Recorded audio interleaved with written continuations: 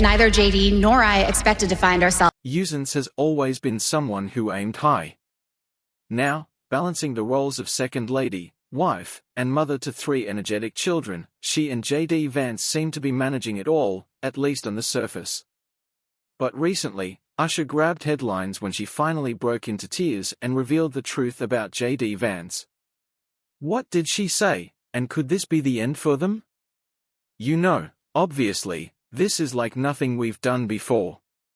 Join us as we dive into the full story. To fully understand why Usha broke into tears and what was revealed about her husband, JD Vance, we have to go back to the very beginning of 1986. That was when a bright and determined girl was born in sunny California. Usha Bala Chilukuri entered the world on January 6, 1986, in a peaceful suburb of San Diego County, California. Her parents, Krish and Lakshmi Chilukuri, had come to the United States from India in the 1980s, carrying not just their cultural heritage but also an unshakable belief in the power of education. They were part of the Telugu-speaking Brahmin community, known for its academic rigor and intellectual tradition. And with parents like hers, Usha was practically destined for greatness. Her father, a mechanical engineer from the prestigious IIT Madras, became a respected lecturer at San Diego State University. Meanwhile, her mother, a molecular biologist, built an impressive career in academia, eventually becoming a provost at the University of California, San Diego. If anyone ever wondered where Usha got her sharp mind and relentless drive, the answer was obvious: education and ambition ran deep in her veins. Growing up in the upper-middle-class neighborhood of Rancho Penasquitos, Usha had a childhood that balanced hard work with fun. She wasn't just the quiet kid buried in books, though she did love to read. She was also a natural leader. Friends from her school days at Mount Carmel High School remember her as someone who was always on top of things. Whether it was leading a team, playing the flute in the school's marching band, or acing her classes, Usha excelled. But Usha wasn't just about academic success. She had a heart for service, too. She spent time volunteering in local elementary schools, guiding young Girl Scouts, and even serving as editor-in-chief of Our Education, an education policy publication. While many students were still figuring out their paths, she was already shaping discussions about the future of education. When it came time for college, there was no doubt that Usha was heading for one of the best. She landed at Yale University, where she earned a history degree, graduating summa cum laude. That's an ultra-fancy way of saying she crushed it academically. Not only that, but she was also inducted into Phi Beta Kappa, the country's most prestigious academic honor society. After finishing Yale, Usha decided to take her talents overseas. She became a Yale China Teaching Fellow and spent time in Guangzhou, China, teaching English and American history at Sun Yat-sen University. But her hunger for knowledge wasn't quite satisfied yet. She then crossed the Atlantic to study at Cambridge University in England, where she earned a Master of Philosophy in Early Modern History as a Gates Cambridge Scholar. Clearly, she wasn't just book-smart, she had an insatiable curiosity about the world. By 2013, Usha had made her way back to Yale, this time for law school. And just like before, she wasn't content to simply be a student, she became deeply involved. She was the executive development editor of the Yale Law Journal, managing editor of the Yale Journal of Law and Technology, and an editor for the Yale Law and Policy Review. But beyond the academic hustle, she took part in real-world legal work, helping with the Supreme Court Advocacy Clinic, the Media Freedom and Information Access Clinic, and even assisting Iraqi refugees through a special legal project. It was at Yale Law that she met a fellow student named JD Vance, a Marine veteran from a completely different background, one shaped by poverty and struggle in Appalachia. The two fell in love, and JD would later describe Usha as brilliant and way more accomplished than I am. And honestly, he wasn't wrong. But more on them later. So, with all of that background, it's clear that a law career was an inevitable option for Usha. At that moment, she wasn't just another ambitious student hoping to land a solid job after law school, she was a force to be reckoned with, a brilliant mind with an unmatched work ethic. She set out on a path that would take her to some of the most powerful legal chambers in the country. And when Usha goes for something, she doesn't settle for anything less than the best. Right after earning her law degree from Yale in 2013, she jumped straight into some of the most prestigious clerkships a young lawyer could dream of. Usha landed a federal clerkship with Judge Amul Thapa on the U.S. District Court for the Eastern District of Kentucky. For those unfamiliar with the legal world, a federal clerkship is like a golden ticket.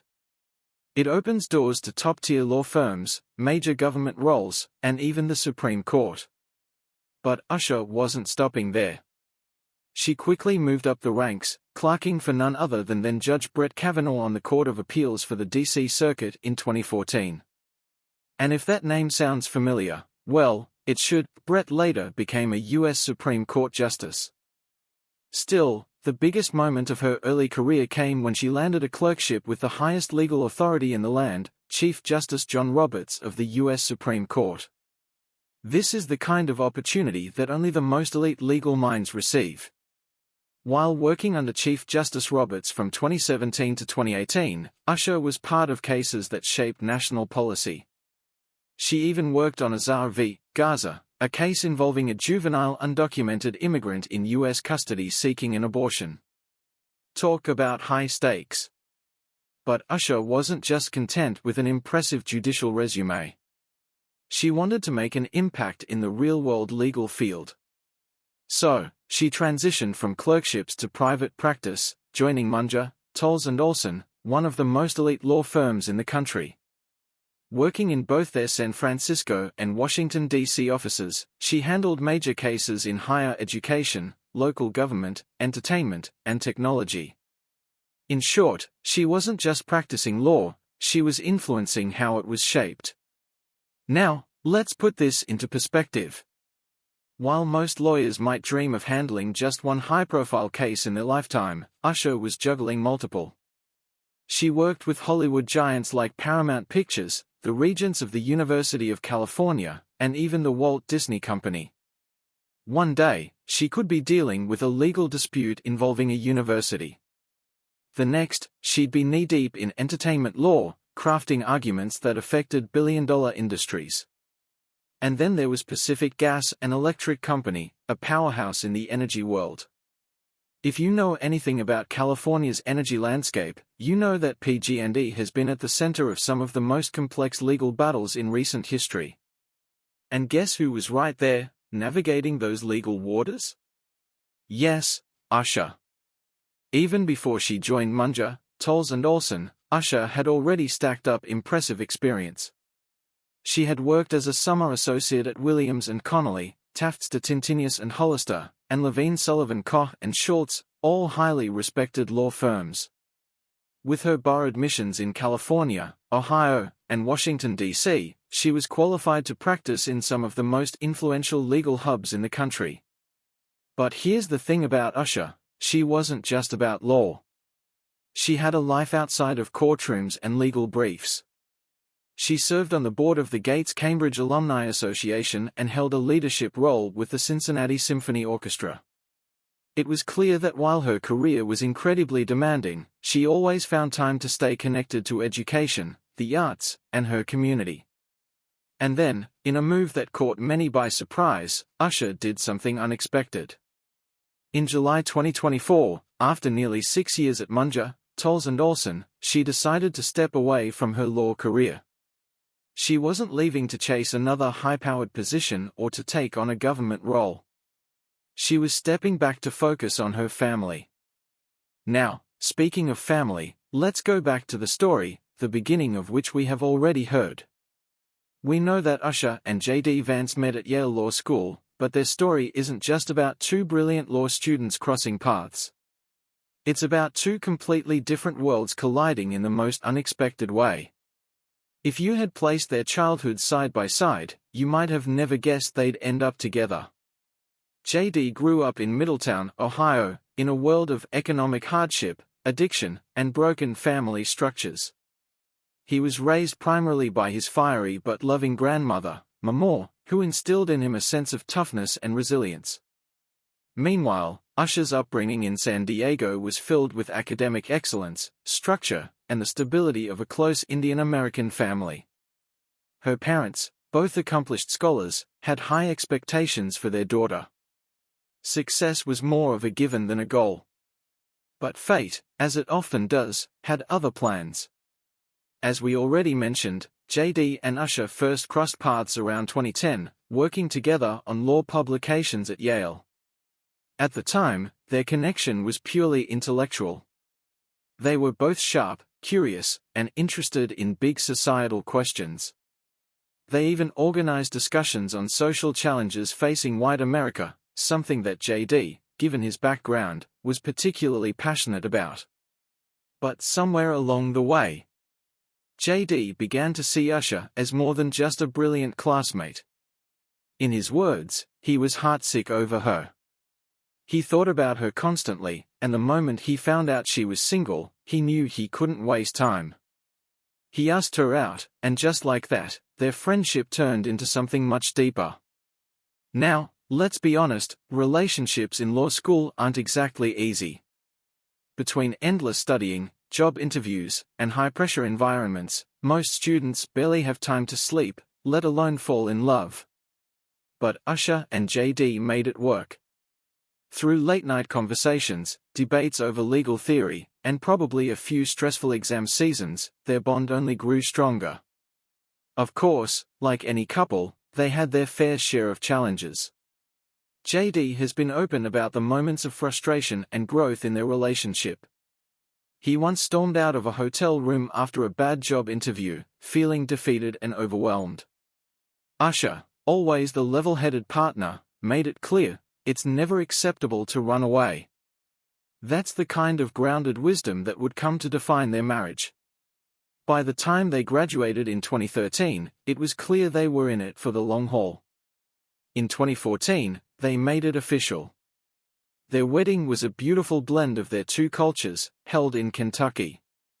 It was an interfaith ceremony that honored both of their backgrounds, with a friend reading from the Bible and a Hindu pandit offering blessings. It wasn't just about uniting two people, it was about uniting two entirely different traditions. And they did it with love and respect. But if there was one moment that truly highlighted how different JD's world was from Usha's, it was the first time he met her family. In Hillbilly Elegy, JD wrote about his first Thanksgiving with the Chilukurus, and let's just say, it was a culture shock. The first time he visited her family for Thanksgiving, he was amazed at the lack of drama. Usha's mother never complained about her father behind his back. There were no accusations that close family friends were liars or backstabbers. Nor were there any heated arguments between a man's wife and the same man's sister. For JD, who had grown up in a home where family gatherings could quickly turn into battlegrounds, this was a revelation. Usha's parents, Chilukuri Radha Krishna and Lakshmi, were kind, supportive, and genuinely enjoyed each other's company. There was no yelling, no grudges, no simmering tension, just warmth and love. Usha's father, an IIT-trained mechanical engineer, and her mother, a molecular biologist, were the kind of people who believed in stability and education above all else. While they may have initially found JD's background unusual compared to their own, they welcomed him with open arms. For JD, this was a glimpse into a world he had never known, a family dynamic built on mutual respect, communication, and calm. It was both comforting and eye-opening, and it played a major role in shaping the kind of family he and Usha would later build together. In 2016, just 2 years after they got married, JD published Hillbilly Elegy, the memoir that would catapult him to national fame. The book detailed his rough upbringing, his journey to Yale, and the struggles of working-class white America. It resonated deeply with readers across the political spectrum and turned JD into an unexpected public figure. Through it all, Usha remained his rock. She wasn't just the brilliant lawyer by his side, she was his anchor, the person who helped him navigate the sudden spotlight with grace and wisdom. On top of all that, Usha is a mother, a role that, in many ways, has shaped her more than any prestigious law firm or high-powered legal case ever could. While she and JD have tackled ambitious careers in public life, their greatest achievement is, without a doubt, their 3 children, Ewan, Vic, and Mabel. Parenthood is a journey that can humble even the most accomplished professionals, and for Usha and JD, it has been no different. From sleepless nights with a newborn to juggling careers and cross-country moves, their family has been through it all. Yet, through the chaos, they have built a home filled with love, learning, and a whole lot of laughter. Every first-time parent will tell you, your firstborn is your trial run. No matter how many books you read or how prepared you think you are, the reality of raising a tiny human is always more challenging than expected. For Usha and JD, that learning curve began in June 2017 when they welcomed their first son, Ewan Blaine Vance. The news of Ewan's birth was shared with the world through journalist Megyn Kelly, who posted a photo of the new family of 3, congratulating them on their little bundle of joy. Though the Vances have kept their children largely out of the public eye, this rare moment offered a glimpse into their new life as parents. With Ewan, JD and Usha stepped into uncharted territory, balancing their demanding careers while navigating the unpredictable world of parenthood. Sleepless nights, first words, first steps, it was all new, and it was all an adventure. Given that JD had grown up in a chaotic household, creating a stable and loving environment for his son was a top priority. But make no mistake, Ewan wasn't just their little science experiment in parenting. He became the center of their world, the first to make them laugh as parents, the first to remind them that life wasn't just about careers and ambitions. Then came Vic, born in February 2020, right before the world went into lockdown. If Ewan made JD and Usha first-time parents, Vic turned them into real parents, the ones who have to manage the energy and chaos of 2 little ones at once. Parenting 1 child is exhausting, but parenting 2? That's a whole new level of multitasking. Suddenly, it wasn't just about figuring out nap schedules and baby food. It was about keeping up with 2 wildly different personalities under one roof. Vic's birth also coincided with JD's rising political career, which meant that while JD was making public appearances and writing about policy, he was also knee-deep in diaper changes and toddler tantrums. In February 2024, JD made headlines when he spoke about missing his son's 4th birthday due to Senate responsibilities. Instead of being home for dinner, he found a creative way to send his love, reading "Oh, the places you'll go" on the Senate floor and inserting Vic's name into the final verse. It was a touching moment that showed that even in the midst of political debates and legislative battles, JD's heart was always with his kids. Just when they thought life couldn't get any crazier, December 2021 brought an early Christmas gift, their first daughter, Mabel Rose. JD announced her birth on social media, calling her a blessing and sharing just how grateful they were to have her in time for the holiday season. With 2 older brothers to look after her, Mabel is undoubtedly the princess of the family, the one who gets doted on by everyone. A baby girl in a house full of boys? You can only imagine the energy shift. While her brothers were busy running around and causing a ruckus, Mabel was the calm in the storm, or at least, that's what most baby girls are expected to be. But knowing JD and Usha's kids, she's probably just as strong-willed and full of personality as her brothers. For JD and Usha, raising 3 kids while managing demanding careers hasn't been easy.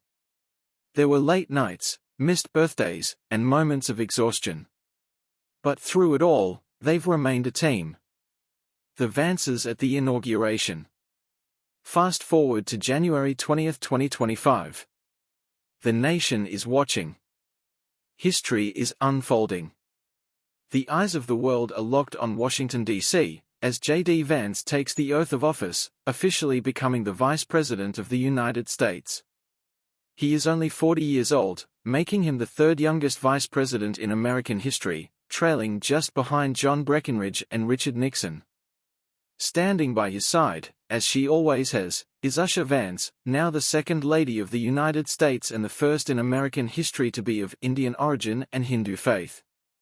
It's a moment of immense political significance, a milestone for the family, and a massive shift in their personal lives.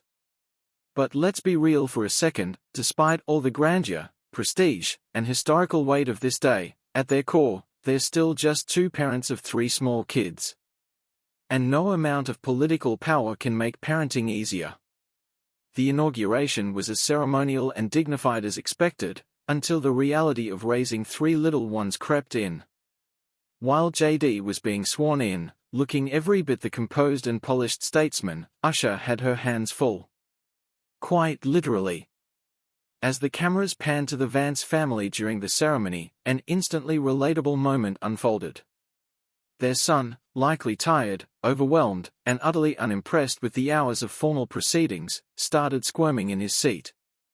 Usha, dressed impeccably and exuding grace, leaned over to deliver what every parent recognizes as the look. You know the one, the silent warning that communicates, not now. Not here. And if you don't stop this instant, there will be consequences. But kids don't care about history. One of the Vance boys was fidgeting, testing his mother's patience in front of a national audience. And for a brief moment, the calm, collected, Ivy League-educated attorney almost lost her cool. Social media went wild. Within minutes, X exploded with clips of Usha Vance, the most relatable mom in America. Parents everywhere chimed in, saying things like, "See? Even the second lady has to deal with this." And forget politics, this is the most real moment of the entire inauguration. And really, who could blame her? The pomp and pageantry of Washington don't mean much to a 4-year-old who just wants a snack or a nap. JD and Usha Vance divorce rumors. However, even though Usha and JD Vance looked like a powerful couple, they couldn't avoid rumors about them either. Specifically, a bizarre and viral claim spread that Usha had secretly filed for divorce ahead of the 2024 election, fearing she would be trapped in an unhappy marriage if JD made it to the White House. This wasn't just a whisper among internet trolls, it was a full-blown social media storm. The story gained traction thanks to a viral TikTok video from a user named Aubrey, who confidently delivered what seemed like airtight information. Usha Vance was walking away from her marriage before it was too late. Naturally, the internet ran with it. People speculated wildly. Was Usha unhappy with JD's politics? Was she being pressured to stay in a marriage she no longer wanted? The fact that she had recently left her high-powered legal career only fueled the gossip. To some, it seemed like she was preparing for a major life change. But was it really divorce? Then, just 37 seconds into the video, the TikToker suddenly smirked and dropped a truth bomb. See how easy it is to make up stories? That's right, the entire thing was fake. Just a carefully crafted hoax to prove how misinformation spreads like wildfire. And yet, despite the obvious debunking, the rumor refused to die. Despite the chaos, JD and Usha continued to appear together, looking every bit the committed couple on the campaign trail. If there was tension, they hid it well. Usha was often front and center at JD's speeches, listening intently, giving feedback, and, if reports are to be believed, making sure he didn't go too far off script. Of course, their marriage has always raised eyebrows. JD, the rough-edged Appalachian kid turned Yale-educated politician, and Usha, the poised intellectual daughter of Indian immigrants, seemed like an unlikely pair. But somehow, their differences worked. JD has often credited Usha with pushing him to aim higher in life, calling her his Yale spirit guide. In turn, she seems to ground him in reality. Still, even after the TikTok rumor was debunked, people couldn't help but wonder, was there actually trouble behind the scenes? And that's what led to Usha finally speaking out. At 39, Usha Vance finally broke into tears and revealed the truth about JD Vance. Sitting down for what was supposed to be a routine conversation, the poised and composed second lady found herself overwhelmed with emotion as she addressed the swirling rumors about her marriage. Through quiet sobs, she admitted what many had speculated. It's true. He's always gone. Her voice trembled as she spoke. JD's job has taken him away so much, campaigning, meetings, speeches. There are days when I barely see him, and it's hard. It's really hard. For a moment, she paused, wiping away tears before her voice steadied. But the thing is, I can't imagine my life without him. Usha went on to explain that after so many years together, they had built a rhythm, one that wasn't always perfect, but one that worked for them. We've been together for so long that we just know how to be. This is our life, and we made this choice together. Then, just as the weight of her words settled, a small smile broke through. Her tone softened, and in a moment of warmth and humor, she admitted with a laugh, "I'll confess, I can't stand him when he's too caught up in work. But I love him, and I always will." It was the most honest glimpse into their marriage yet, imperfect, challenging, but undeniably full of love. Do you think it's fair that one partner often has to make career sacrifices in high-profile marriages? Should there always be a balance, or is this a necessary reality for powerful couples? Let us know in the comments and subscribe to our channel for more.